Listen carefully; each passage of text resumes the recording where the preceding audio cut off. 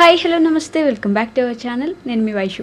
మనందరికీ ఫ్రీడమ్ కావాలి. ఈ మధ్య కాలంలో ఇంకా ఫ్రీడమ్ అని ఎక్కువ పోరాడుతూ ఉన్నాం. ఫ్రీడమ్ అంటే ఇండిపెండెన్స్ అలా కాదు, మనకి మన లైఫ్లో ఫ్రీడమ్ కావాలి అని చెప్పి. మరి ఫ్రీడమ్ కావాలి అనుకున్నా సరే మన ఆర్డినరీ లైఫ్కి, మన ఫ్యామిలీస్కి, మన స్ట్రెస్కి, మన మొబైల్స్కి మనం అందరం ఎందుకు అడిక్ట్ అయిపోయాం? మరి అక్కడ ఎందుకు ఫ్రీడమ్ అవసరం లేదు? మన రొటీన్ లైఫ్, మన ఆఫీస్, ప్రతిదానికి మనం ఎందుకు క్రమశిక్షణ తప్పకుండా పాటిస్తూ ఉంటాం?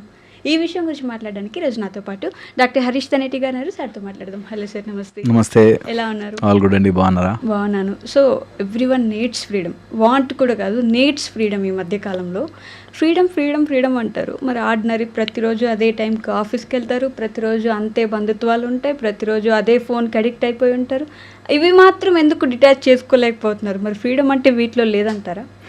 ఓయా, అసలు ఈ స్వేచ్ఛ, ఎనీ కైండ్ ఆఫ్ స్వేచ్ఛ, ఆ స్వేచ్ఛ అనే థాట్కి బానిస. ఓకే. స్వేచ్ఛకి ఆపోజిట్ తీసుకుంటే బానిసత్వం. నాకు ఈ బానిస సంకెళ్ళ నుంచి తెంపుకుని స్వేచ్ఛ కావాలి అని అనుకుంటాం. ఫ్రీడమ్ అంటే అంతే కదా.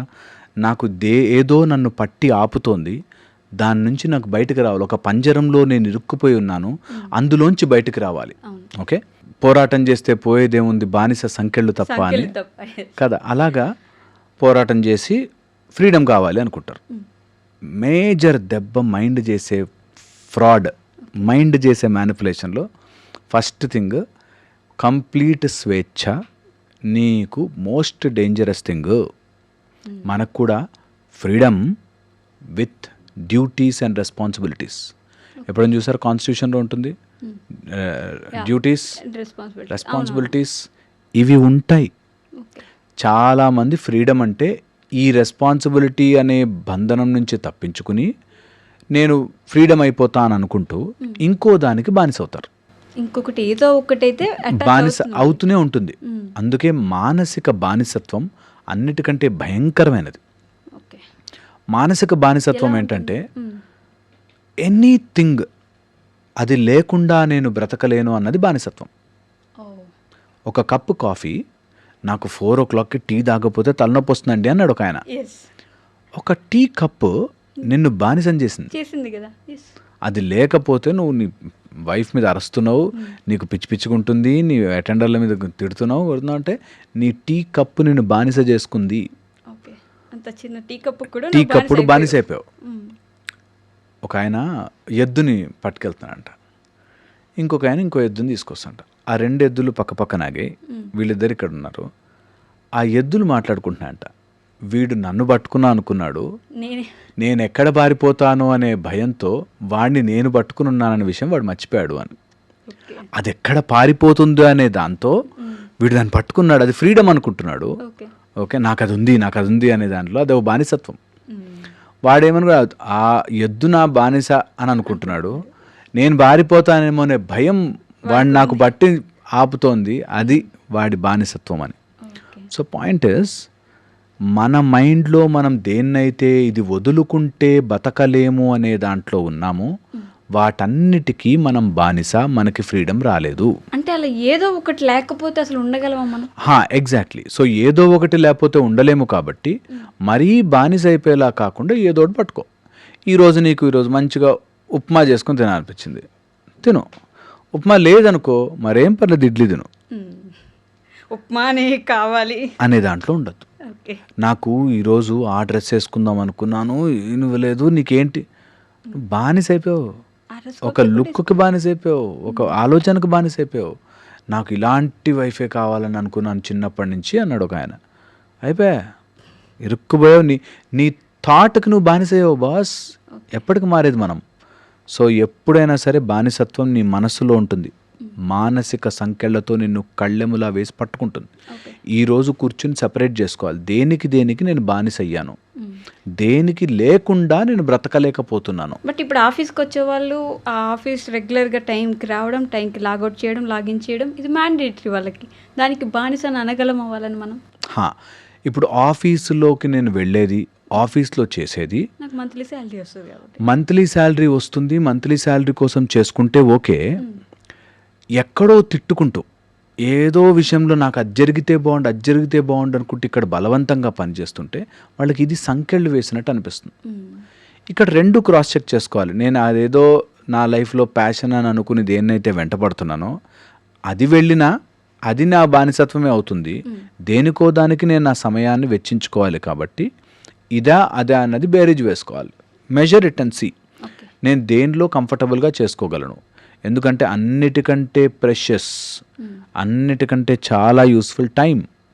నీ సమయానికి నిన్ను పరిగెట్టించేది ఏదైనా సరే, నీ సమయము దాటి పరిగెట్టించేది ఏదైనా సరే ఈజ్ బానిసత్వం. అంత అవసరం లేదు. వాడెవడికో ప్రూవ్ చేయడానికి నేను పరిగెడుతున్నా, నేను ఇంత సంపాదించడానికి పరిగెడుతున్నా, అంత బానిస సంఖ్యలే. ఓకే, సో వెరీ ఫండమెంటల్గా ఏంటంటే మన సమయంని ఎక్కడ పెడుతున్నాము అనే దాన్ని బట్టి బానిసత్వం. ఒక బానిస వాడి టైం అంతా పోతుంది.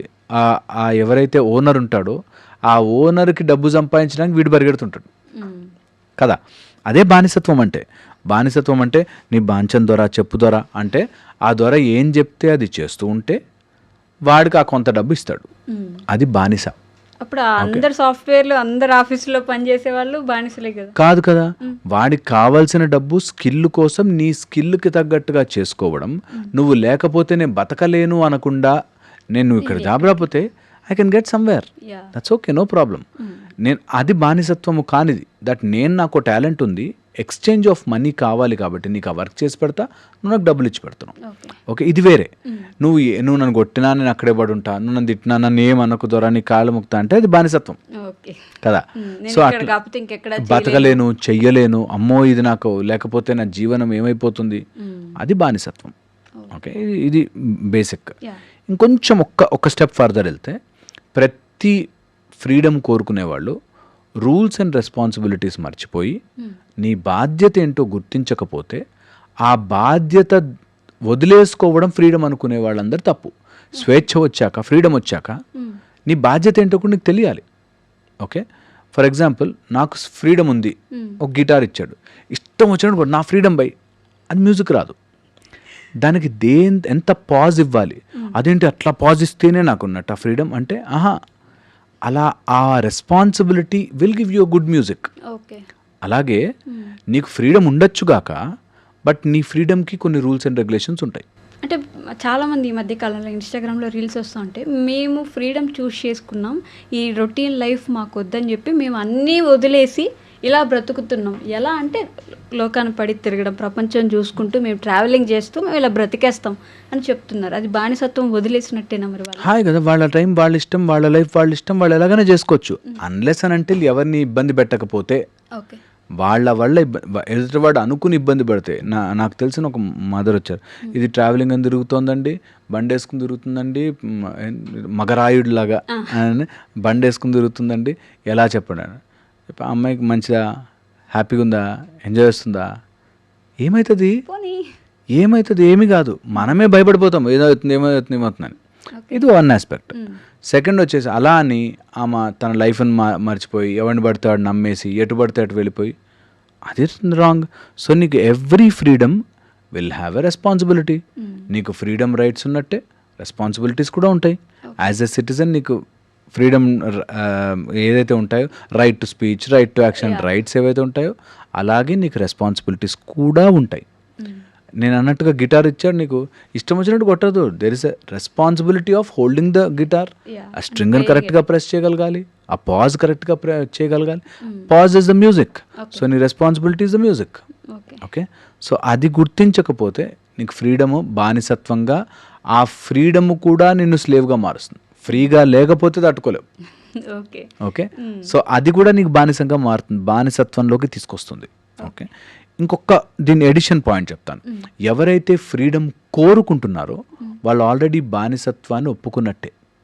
ఓకే, అంటే నాకు ఇది లేకపోతే ఇది నాకు ఫ్రీడమ్ అని అనుకున్నారంటే అది వాళ్ళని బానిసగా మార్చింది.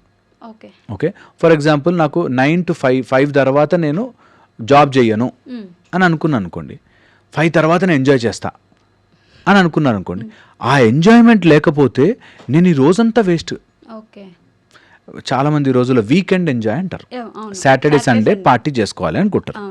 అంటే ఆ సాటర్డే సండే పార్టీ చేయలేదనుకో ఆ వీక్ ఏం ఎంజాయ్ చేయాలి అని ఆ పార్టీకి బానిసయ్యారు. ఓకే. ఈ మిగతా 5 days వాళ్ళకి అసలు బతకరు. ఈ 5 days అసలు బతికినట్టే కాదు, ఓన్లీ ఆ 2 వీకెండ్ రోజున నేను ఎంజాయ్ చేయడమే బ్రతకడం అనుకుంటా. ఇది అక్కడ వస్తుంది మిస్టేక్ అంతా. దట్ నువ్వు ఫ్రీడమ్ని, అండ్ అందులోనూ ప్రొజెక్టెడ్ ఫ్రీడమ్స్, అది మోర్ డేంజరస్. ఎవడో చెప్పిన ఫ్రీడమ్ అంటే వీకెండ్ ఎంజాయ్ చేయాలరా అన్నాడు, ఇంకొకటి చెప్పాడు అనుకో, అది నాకు ఫ్రీడమ్ అని అనుకుంటారు. Projected freedoms are more danger. And ఇప్పుడు అలాంటి ఫ్రేమింగ్ ఈజీ. ఉన్నది ఒకటే జిందగీ, ఎంజాయ్ చేయరా అని చెప్పాడు అనుకో, మళ్ళీ పుడతామా ఏంటి అన్నాడు అనుకో, సినిమా డైలాగు అంతవరకు అర్థం చేసుకోవాలి. అది కాకుండా అవును కదా ఒకటే లైఫ్ కదా అని ఎవరో అప్పిచ్చిన కాన్సెప్ట్ తీసుకొచ్చి దాంతో రుద్దుతారు. Which will further go into నీ ఫ్రీడమ్ కాదురా, ఇది వాడి ఐడియాలజీకి నువ్వు బానిసయ్యు. అది కూడా బానిసత్వమే కదా, వాడి ఐడియాలజీకి అలా చాలామంది ఉన్నారండి. నాకు ఒక అతను, నేను ఏదో మామూలు కలిసినప్పుడు ఏదో పలకరించుకోవాలి కదా, గుడ్ మార్నింగ్ అంటాం. గుడ్ మార్నింగ్ అంటే గుడ్ అయిపోతుందా అని అన్నాడు. అంటే అది కూడా అప్పు తెచ్చుకున్న ఐడియాలజీ కదా, అప్పు తెచ్చుకున్నాడు. ఇప్పుడు గుడ్ మార్నింగ్ అనగానే నీకు గుడ్ అయిపోతుంది అనే అంత కామన్ సెన్స్ లేకుండా ఉంటారా? గుడ్ మార్నింగ్ అంటే గుడ్ అయిపోతుందా? గుడ్ మార్నింగ్ అంటే గుడ్ అవ్వదు, చూసాం కాబట్టి నీకు వస్తుంటే దారిలో ఏ కాళ్ళు చేతులు ఇరిగిపోకుండా నీ రోజంతా బాగుండాలిరా అని కోరుకుని జస్ట్ మంచిగా చెప్తే ఏం అరిగిపోతుంది దాంతో? అది కూడా అప్పు తెచ్చుకున్న ఐడియాలజీలు అంటున్నా. అలాగా వాళ్ళు సొంతంగా లైఫ్లో తీసుకోవడం వేరు, projected freedom is different. Okay, నేను చూసాను చాలామందిని, ఇలాంటి బట్టలు వేసుకుంటే ఫ్రీడమ్, ఇలాగ మనం తింటే ఫ్రీడమ్, నైట్ 12కి వెళ్ళి ఐస్ క్రీమ్ తింటే ఫ్రీడమ్ అని ఎవడో చెప్పింది. అప్పు తెచ్చుకున్న ఐడియాలజీస్ ఆర్ బ్యాడ్. వాళ్ళకి అనిపించింది ఫర్ దెమ్, నాకు ఇన్సైడ్ నుంచి నాకు ఇది ఫ్రీడమ్ అనిపిస్తుంది, నాకు ఇలా బానిసగా టైంకి నేను బ్రతకలేను అని అనుకునే వాళ్ళు ఓకే. అలా కాకుండా నేను ఫ్రీడమ్ కావాలో అని చెప్పి చేసేవాళ్ళు. ఈ రోజుల్లో మనం యూ కెన్ సీ దట్ నాకు డబ్బు అనే ఫ్రీడమ్, ఫైనాన్షియల్ ఫ్రీడమ్ కావాలి కాబట్టి నేను ఏ పని చేయడానికన్నా రెడీ అయిపోతాను. దే థింక్ నాకు ఫైనాన్షియల్ ఫ్రీడమ్ కావాలి బాస్, నువ్వు కావాలి financial freedom, but at what cost? నువ్వు దేనికి బానిసై అవి వస్తున్నాయి, అది చాలా ఇంపార్టెంట్. సో నీకు ఫైనాన్షియల్ ఫ్రీడమ్ కావాలి, నువ్వు ఫైనాన్సెస్ని మేనేజ్ చేయడం రావాలి, కానీ ఆ ఫ్రీడమ్ పేరుతో నేను ఏదైనా చేస్తాను అనేది కాదు. So every freedom you have responsibility, every freedom. నాకు వాక్ స్వాతంత్రం ఉంది, ఫెంటాస్టిక్ బాస్, వాక్ స్వాతంత్రం, అందుకే మేము కూడా చెప్తున్నాం ఇవన్నీ. అట్ ద సేమ్ టైం నేను ఎవరిని కించపరచడానికో, ఎవరినో తప్పు చేయడానికో, ఎవరినో పాయింట్అవుట్ చేయడానికో లేము మనం. సో దట్ రెస్పాన్సిబిలిటీ, అది మనకి తెలిస్తే then we can use the freedom. ఇక్కడ ఫోన్ ని మనం ఎలా వాడొచ్చు అంటారు? అంటే మనం ఫోన్ అడిక్టర్స్ ఉన్నారు ఇప్పుడు మన ఫోన్ అడిక్షన్ ఈజ్ కంప్లీట్లీ నిన్ను డోప్ చేసి నీ బ్రెయిన్ పని చేయకుండా చేయడానికే phone addiction. Okay, so phone addiction ఉన్న వాళ్ళు ఎవరైనా సరే, ఫోన్ని మన మైండ్లోకి ఎక్కించుకునే వాళ్ళు, నీ ఫ్రీడమ్ ఆ ఫోన్కి ఇచ్చేసినట్టే. అది చూడకుండా ఎక్కడ అసలు 1 minute కూడా చూడకుండా ఉండలేని వాళ్ళు, ఫోన్ పక్కన పెడితే ఏదో రెస్ట్లెస్ అయిపోయినట్టు వాళ్ళు, 3-4 చూస్తూ ఉండాలి. Absolutely very very risky, cheap dopamine తొందరగా వస్తుంది. మేమైతే డిజిటల్ డీటాక్స్ అంటాం. అదే ఎవరన్నా మెడిటేషన్ నేర్చుకోవడానికి వస్తే ఫస్ట్ ఆఫ్టర్ 7 o'clock ఫోన్ ముట్టుకోవద్దు. ఓకే, నైట్ 7 తర్వాత మార్నింగ్ 7:30 వరకు ఫోన్ ముట్టుకోవద్దు. నీ సాధన అంతా అయ్యి, నీ మెడిటేషన్ అంతా అయ్యి, నువ్వు 7:30 తర్వాత ఫోన్ తీసుకుని ఎంతసేపు అన్నా మాట్లాడుకో, బట్ టిల్ 7:30 డిజిటల్లీ ప్లీజ్ మనని. ఎందుకంటే డిజిటల్లో any blue light, any phone, any in the palm digital thing will give you an emotional dysregulation అంటాం. అంటే నీ మానసికంగా నువ్వు అది చేస్తున్నట్టే, జరుగుతున్నట్టే ఉంటుంది, బట్ ఏం చేయట్లేదు, ఒకటి జస్ట్ బటన్ క్లిక్ చేసావు అంతే.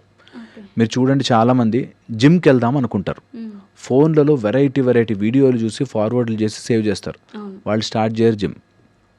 యూట్యూబ్లో వీడియో చూసో జిమ్ చేద్దాం అనుకున్న వాళ్ళు ఈ పాటికి అందరు 6 ప్యాక్స్తో బయటకు రావాలి, అన్ని ఉన్నాయి వీడియోలు. Yes, okay. ఎంతమంది ఈ ఎంత మళ్ళీ ఖచ్చితంగా జిమ్ స్టార్ట్ చేస్తాం ఈ వీడియో చూసాం కాబట్టి. అండ్ అందరికీ ఉన్నాయి అన్ని రకాల వ్యూస్, బట్ అవ్వదు. ఇప్పుడు మనం ఎన్ని వీడియోలో మాట్లాడుకున్నాము, బట్ అది అప్లై చేసుకుని లైఫ్లో రాదు. ఎందుకంటే ఎమోషనల్ డిస్రెగ్యులేట్ అవుతుంది.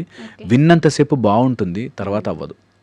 మన వీడియోలో చాలా మంది మీరు విన్నంతసేపు బాగుంటుంది సార్, లైఫ్లో అప్లై చేయడం రావట్లేదు బికాస్ ఆఫ్ ఎమోషనల్ డిస్రెగ్యులేషన్.